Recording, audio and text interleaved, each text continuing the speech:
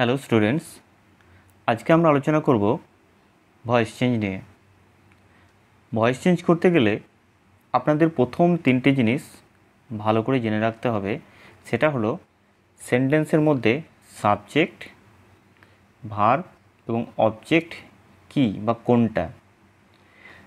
এই সাবজেক্ট হলো বাক্যে যার সম্বন্ধে কিছু বলা হয় সেটা সাবজেক্ট। ভার্ব কি? ভার্ব হলো যে সমস্ত ওয়ার্ড হওয়া, থাকা বা করা বোঝায় সেটা হচ্ছে ভার্ব। আর অবজেক্ট কি? এটা কিন্তু খুব ভালোভাবে জানতে হবে। অবজেক্টটা কি? ভার্বকে কি বা কাকে প্রশ্ন করে অবজেক্ট পাওয়া যায়। আবার বলি, ভার্বকে কি বা কাকে প্রশ্ন করে, অন্য কিছু প্রশ্ন করলে হবে না। তাহলে আমরা প্রথমে সাবজেক্ট ভার্ব অবজেক্ট জেনে গেলাম। এটা নিয়ে আমার আগের ভিডিওতে আমি ডিটেলসে আলোচনা করেছি। আপনারা এর লিঙ্ক ডেসক্রিপশনে পেয়ে যাবেন, সেখান থেকে আপনারা এটা জেনে নিতে পারবেন। দুটো এক্সাম্পল দেখুন। He gave me a pen. সে আমাকে একটা পেন দিয়েছিল। বাক্যটা কাকে নিয়ে? হি। তাহলে এখানে হিটা হচ্ছে সাবজেক্ট। হি গেভ, সে দিয়েছিল। দেওয়াটা একটা কিছু করা বোঝাচ্ছে, তাহলে এখানে গেভটা কি হচ্ছে? ভার্ব। হি গেভ, সে দিয়েছিল। এবার আমরা কি বলেছিলাম? অবজেক্ট পাওয়ার জন্য দুটো প্রশ্ন করব, কি বা কাকে। সে দিয়েছিল। কি দিয়েছিল? পেন। পেন দিয়েছিল, তাহলে এখানে পেনটা একটা অবজেক্ট। কাকে দিয়েছিল? মি, আমাকে দিয়েছিল। তাহলে এখানে মিটাও কিন্তু একটা অবজেক্ট। তাহলে আমরা কি দেখলাম? এই সেন্টেন্সে দুটো অবজেক্ট আছে, একটা পেন, একটা মি। নেক্সট সেন্টেন্স দেখুন। I am swimming in the pond. আমি পুকুরে সাঁতার কাটিতেছি। আইটা এখানে সাবজেক্ট, সুইমিং সাঁতার কাটা, এখানে একটা কাজ বোঝাচ্ছে, কিছু করা বোঝাচ্ছে। তাহলে সুইমিংটা এখানে হচ্ছে কি? ভার্ব। আই অ্যাম সুইমিং, আমি সাঁতার কাটিতেছি। কোথায় কাটিতেছি? In the pond. তাহলে আমরা এটা কোথায় প্রশ্ন করে পেলাম? In the pond. কি বা কাকে প্রশ্ন করে নয়, তাহলে এটা অবজেক্ট নয়। এই দুটো এক্সাম্পল দেওয়ার আমার মেন উদ্দেশ্য যে অবজেক্টটা আমরা চিনতে পারছি কি না। ভয়েসকে দুই ভাগে ভাগ করা হয়। দুই রকম হলো ভয়েস চেঞ্জ। একটা হচ্ছে অ্যাক্টিভ, একটা প্যাসিভ। অ্যাক্টিভ অর্থাৎ যেখানে সাবজেক্ট অ্যাক্টিভ অবস্থায় থাকে, আর প্যাসিভে সাবজেক্ট প্যাসিভ অবস্থায় থাকবে। আমরা এই অ্যাক্টিভ থেকে প্যাসিভে কীভাবে পরিবর্তন করতে হয় সেটাই শিখব। অ্যাক্টিভ ভয়েস থেকে প্যাসিভ ভয়েস করার নিয়মগুলো চলুন দেখি। প্রথম আমরা দেখব অ্যাসার্টিভ সেন্টেন্স, অর্থাৎ সাধারণ বাক্যের যে নিয়ম সেইগুলো। তো একটা কথা বলে রাখি, সমস্ত ভিডিওটা অবশ্যই ধৈর্য নিয়ে মন দিয়ে শুনবেন। কথা দিলাম যে শেষ পর্যন্ত শুনলে অবশ্যই ভয়েস চেঞ্জটা আপনারা শিখতে পারবেন, কোনো অসুবিধা হবে না। প্রথমে আমি নিয়মগুলো বলবো, তারপর এক্সাম্পলের সাহায্যে ডিটেলসে সেগুলো ব্যাখ্যা করে বোঝাবো। প্রথম হলো অবজেক্ট সাবজেক্ট হবে। একটু আগেই বলেছিলাম যে আমাদের প্রথমে তিনটি জিনিস শিখতে হবে, সেটা হলো সাবজেক্ট, ভার্ব, অবজেক্ট কী সেন্টেন্সের মধ্যে, সেটা চিনতে হবে। যখন আমরা জেনে যাচ্ছি যে সাবজেক্ট, ভার্ব, অবজেক্ট কী, তখন আমরা প্রথম বলছি যে অবজেক্ট দেখবেন জেনারেলি কী হবে? সেন্টেন্সের শেষের দিকে থাকবে। সেই অবজেক্টটাকে আমাদেরকে কী করতে হবে? প্রথমেই লিখতে হবে। দ্বিতীয় নম্বর কাজ হলো টেন্স অনুসারে বিভার বসবে। কোন টেন্সে কোন বিভার বসবে সেটা আমি নিচে ডিটেলসে আলোচনা করব। প্রথমে মেন নিয়মগুলো আমি বলছি। 3 নম্বর হলো ভার্বের সর্বদা V3 ফর্ম, অর্থাৎ পাস্ট পার্টিসিপল যে ফর্ম সেটা বসবে। যদি আপনারা না জানেন অবশ্যই এটা ভালো করে মুখস্থ করে নেবেন যে ভার্বের থার্ড ফর্মগুলো কী। নেক্সট হচ্ছে উপযুক্ত প্রিপোজিশন বসবে। কী কী প্রিপোজিশন হতে পারে? By, to, with. বেশিরভাগ ক্ষেত্রে বাই বসে, কখনো কখনো টু এবং উইথ বসে। নেক্সট কী হবে? বাই, যদি বাই ধরে রাখি তাহলে বাইয়ের পরে কী হবে? যে সাবজেক্টটা ছিল, অর্থাৎ অ্যাক্টিভ ভয়েসের যে সাবজেক্ট, সেটা কী হবে? অবজেক্ট হিসাবে বসবে। এই সাবজেক্টটা যখন অবজেক্ট হিসাবে বসবে, যদি নাউন হয় তাহলে কোনো পরিবর্তন হবে না, কিন্তু প্রোনাউন হলে সেটা পরিবর্তিত হয়। সেটা কি পরিবর্তন হয় সেটা আমরা নিচে ডিটেলসে বলছি। আরেকটা জিনিস, সাবজেক্ট ভার্ব অবজেক্ট কোথায় কিভাবে চেঞ্জ করব সেটা বলা হলো, কিন্তু বাক্যের যে বাকি অংশটা থাকবে সেটা আপনি কোথায় বসাবেন। বেশিরভাগ ক্ষেত্রে সেটা কি হবে, যে প্রিপোজিশন বসছে, যেমন বললাম বাই বেশি বসবে, তাহলে তার আগে আমরা সেটাকে বসাবো। 5 নম্বরে আমরা যেটা বললাম যে সাবজেক্ট যদি প্রোনাউন হয় সেটা অবজেক্টে যখন বসবে সেক্ষেত্রে কিছুটা পরিবর্তিত হয়। চলুন দেখি কোন সাবজেক্ট যখন অবজেক্ট হিসেবে বসবে প্রোনাউনগুলো তখন কিভাবে পরিবর্তিত হচ্ছে। যদি আই থাকে তাহলে সেটা যখন অবজেক্ট হিসাবে বসবে সেটা কি হবে, মি হয়ে যাবে। যদি উই থাকে তাহলে সেটা আস হবে। ইউ থাকলে সেটা ইউ হবে। হি থাকলে হিম হয়ে যাবে। সি থাকলে হার হবে। দে থাকলে সেটা দেমে পরিবর্তিত হবে এবং হু থাকলে সেটা হুম হবে। আর যদি কোনো নাম হয় তাহলে সেটা অপরিবর্তিত থাকবে, অর্থাৎ নামটা আমরা যেমন নাম আছে সেটাই লিখে দেব। 2 নম্বর আমরা বলেছিলাম টেন্স অনুসারে বিভার্ব বসবে। চলুন দেখি কোন টেন্সে কোন বিভার্ব বসবে, সেটা আমরা টেন্স অনুসারে বলবো এবং টেন্স ছাড়াও আপনারা কিভাবে করবেন সেটাও কিন্তু সেখানে আমি বলে দিচ্ছি। টেন্স অনুসারে বিভার্ব বসে 2 নম্বরে সেটা বলেছিলাম। যদি দেখেন প্রেজেন্ট ইনডিফিনাইট টেন্স আছে সেক্ষেত্রে কি হবে, সাবজেক্ট অনুসারে অ্যাম, ইজ, আর এর মধ্যে একটা বিভার্ব বসবে। আর যারা টেন্স জানেন না তাদের ক্ষেত্রে কি হবে, কেবল লক্ষ্য রাখবেন যে ভার্বটা, মেন ভার্বটা V1 ফর্মে আছে কি না। যদি তার আগে কোনো হেল্পিং ভার্ব না থাকে এবং ভার্ব যদি V1 ফর্মে থাকে তাহলে আপনি টেন্স জানুন বা না জানুন অবশ্যই যে 3টি বিভার্ব বললাম তার মধ্যে একটা সাবজেক্ট অনুসারে বসাবেন। পাস্ট ইনডিফিনাইটের ক্ষেত্রে ওয়াজ কিংবা ওয়্যারের মধ্যে একটা বসবে। এক্ষেত্রে একই রকম লক্ষ্য রাখবেন ভার্বটা পাস্ট ফর্মে আছে কি না। যদি পাস্ট ফর্মে থাকে তাহলে বি ভার্ব হিসাবে ওয়াজ কিংবা ওয়্যারের মধ্যে একটা বসবে। ফিউচার ইনডিফিনাইট, যদি ফিউচার ইনডিফিনাইট টেন্স হয় তাহলে শ্যাল, উইল এবং তারপরে একটা বি বসাবেন, শুধু B.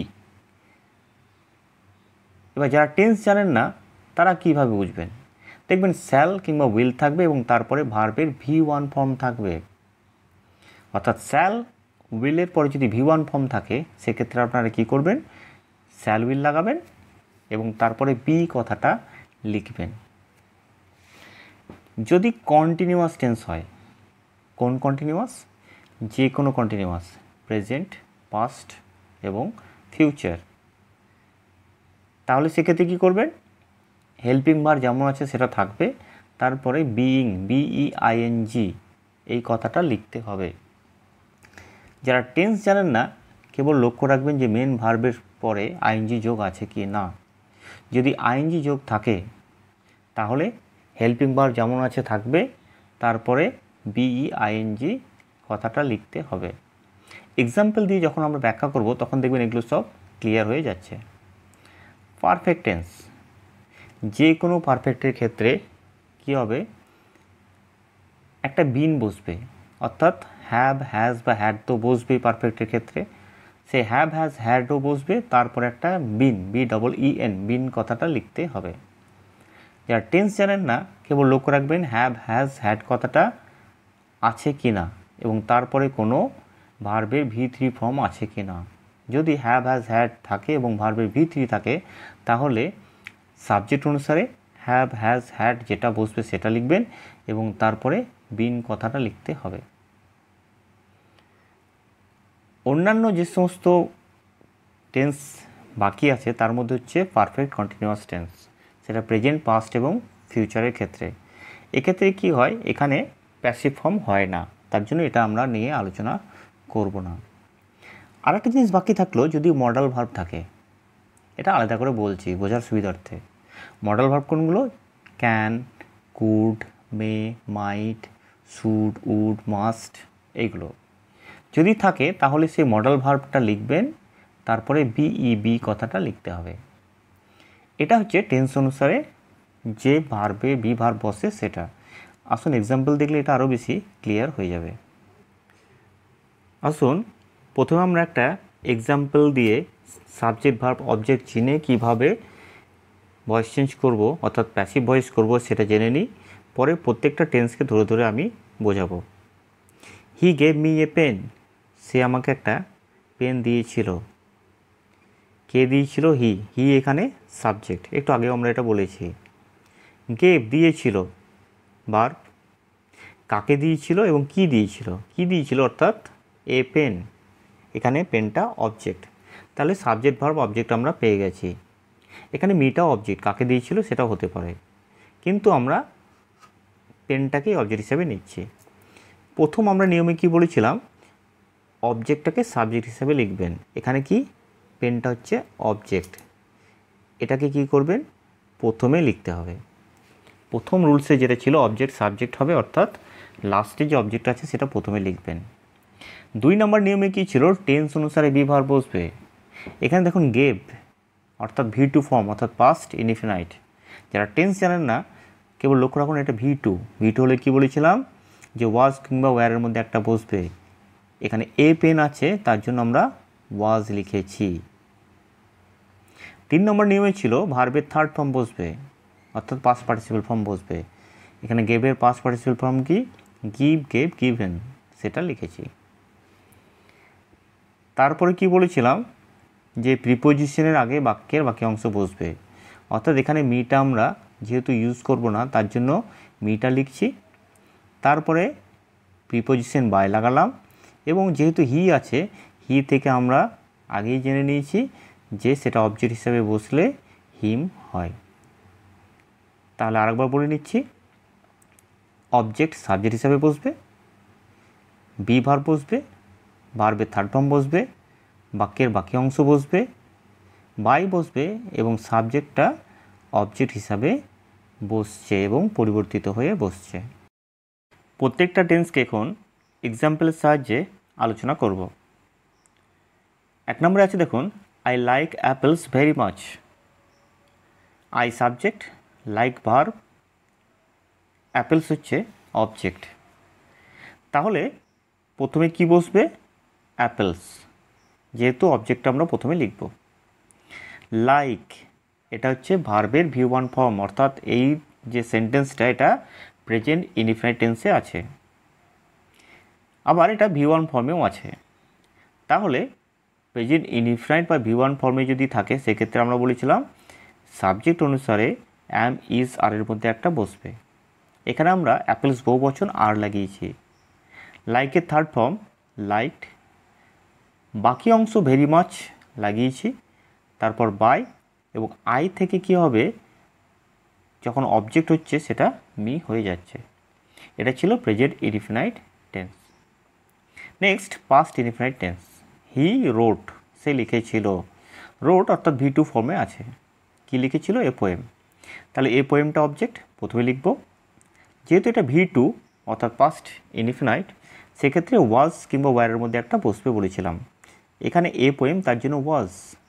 রোটের third form write, wrote, written, written লিখেছি। বাই এবং হি থেকে কি হচ্ছে, him. Future indefinite, you will sing a song. Will আছে এবং V1 ফর্ম আছে, সেক্ষেত্রে আমরা সেভাবেও আলাদাভাবে বলেছিলাম যে উইল এবং V1 থাকলে কিভাবে কি করব। এ সংটা অবজেক্ট প্রথমে লিখেছি।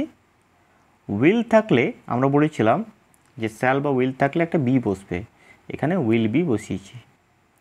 সিংয়ের V3 সিং, স্যাং, সাং, সাং লিখেছি। বাই এবং ইউ থেকে ইউ হচ্ছে, এটা ছিল future indefinite tense. Next continuous tense, এখানে একটা সেন্টেন্সের মাধ্যমে আমরা প্রেজেন্ট এবং পাস্ট কন্টিনিউয়াস টেন্সটা আলোচনা করব। উই সাবজেক্ট, তারপর প্রেজেন্ট হলে আর বসবে, প্লেয়িং ক্রিকেট। পাস্ট হলে কী বসবে, উই ওয়্যার প্লেয়িং ক্রিকেট। এখানে ক্রিকেট অবজেক্ট, তার জন্য প্রথমে ক্রিকেট লিখেছি। প্রেজেন্টের ক্ষেত্রে কি বসবে, ইজ। এবং তারপরে কি বলেছিলাম যে আইএনজি থাকলে একটা বিং লাগাতে হবে। পাস্টের ক্ষেত্রে যেহেতু ক্রিকেট সিঙ্গুলার তার জন্য ওয়াজ বসছে এবং তারপরে বিং বসছে। কেন আমরা বলেছিলাম আইএনজি থাকলে বা কন্টিনিউয়াস টেন্স হলে বিইআইএনজি কথাটা বসবে।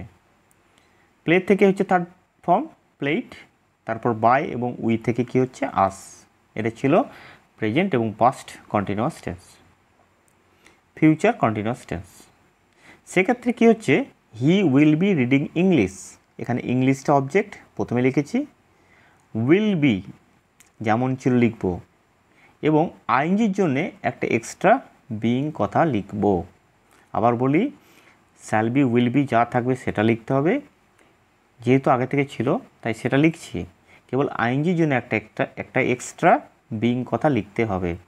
তারপর ভার্বের third form read read read, by এবং হি থেকে হচ্ছে him. Next perfect tense, present এবং পাস্ট পারফেক্ট এক লাইনে আমরা আলোচনা করব।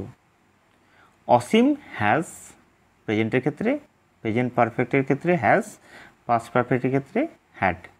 টোল্ড আস এ স্টোরি, এখানে স্টোরিটা হচ্ছে অবজেক্ট, তাহলে এ স্টোরি প্রথমে লিখেছি। হ্যাজ হ্যাড যাই বসুন না কেন তারপরে একটা বিন বসবে। আমরা বলেছিলাম যে পারফেক্ট একটা বিন বসে, বা টেন্স ছাড়া যারা শিখতে চাইছেন তাদের জন্য কি বলেছিলাম যে হ্যাজ হ্যাড বা হ্যাভ যাই বসুক না কেন তারপর একটা বিন বসবে। তারপর ভার্বের থার্ড ফর্ম টোল্ড থেকে টোল্ড, আস এবং বাই, অসীম থেকে অসীম। কেন? কোনো নাম থাকলে নাউন থাকলে সেটার কোনো পরিবর্তন হয় না। Next future perfect tense, she will have sung a song. A সংটা অবজেক্ট প্রথমে লিখেছি, উইল হ্যাভ যেমন আছে লিখেছি। তারপরে একই রকমভাবে এখানে কি বলেছিলাম একটা বিন বসবে, তাহলে বিন লাগিয়েছি। সাং থেকে সিং স্যাং সাং এটাই third form, BA third form সেটা লিখেছি বাই, এবং সি থেকে কি বসছে হার। নেক্সট মডাল ভার্ব, মডাল ভার্বের ক্ষেত্রে কি হচ্ছে এখানে দেখুন দে মাস্ট ডু ইট, এখানে ইটটা হচ্ছে অবজেক্ট। মাস্ট মডাল ভার্বের পরে কি বলেছিলাম মডাল প্লাস বি, তাহলে মাস্ট বি। যদি ক্যান থাকতো ক্যান বি, কুড থাকলে কুড বি, যে কোনো মডাল ভার্ব থাকলে তারপরে বি বসতো। ভার্বের third form do did done, done লিখেছি বাই, দে থেকে হচ্ছে দেম। এবার আমরা আর একটা সেন্টেন্স দেখব, সেটা হচ্ছে negative sentence. They did not know the news, এখানে নিউজটা হচ্ছে অবজেক্ট। ডিডটা দেখে আমরা কেবল চিনব যেটা কোন টেন্সে আছে, প্রেজেন্ট ইনডিফাইনাইট না পাস্ট ইনডিফাইনাইট। যেহেতু ডিড আছে পাস্ট ফর্ম, ভার্বের V2, ডুয়ের V2 ফর্ম, তার জন্য আমরা ওয়াজ লাগিয়েছি। তারপর যেমন নট, নট বসেছে, নো নিউ নোন। এখানে নোয়ের পরে বাই বসে না টু বসে, তার জন্য টু লাগিয়েছি এবং দে থেকে দেম বসেছে। যদি প্রেজেন্টের ক্ষেত্রে হতো তাহলে দেখতেন নটের আগে ডু বা ডাস বসতো, সেক্ষেত্রে সাবজেক্ট অনুসারে অ্যাম ইজ আর বসতো এবং তারপরে নট কথাটা বসতো। পাস্টের ক্ষেত্রে কি হচ্ছে ওয়াজ ওয়ারের মধ্যে যেটা সাবজেক্ট অনুসারে বসছে সেটা বসাবো, তারপরে আমরা কি করব নট কথাটা লাগাবো। এটা যারা টেন্স জানেন না তাদের ক্ষেত্রে অনেকটা উপকারে দেবে। আশা করি আপনারা খুব সহজে টেন্সটা ভয়েস চেঞ্জটা বুঝতে পেরেছেন। ভিডিওটা অনেক বড় হয়ে যাওয়ার জন্য বাকি অংশটা আমরা নেক্সট ভিডিওতে আলোচনা করব। আজকে আমরা অ্যাসার্টিভ সেন্টেন্সটাই আলোচনা করলাম। আশা করি আপনাদের কোনো অসুবিধা হবে না। যদি কিছু জানার থাকে অবশ্যই কমেন্টে কমেন্ট করবেন। ধন্যবাদ।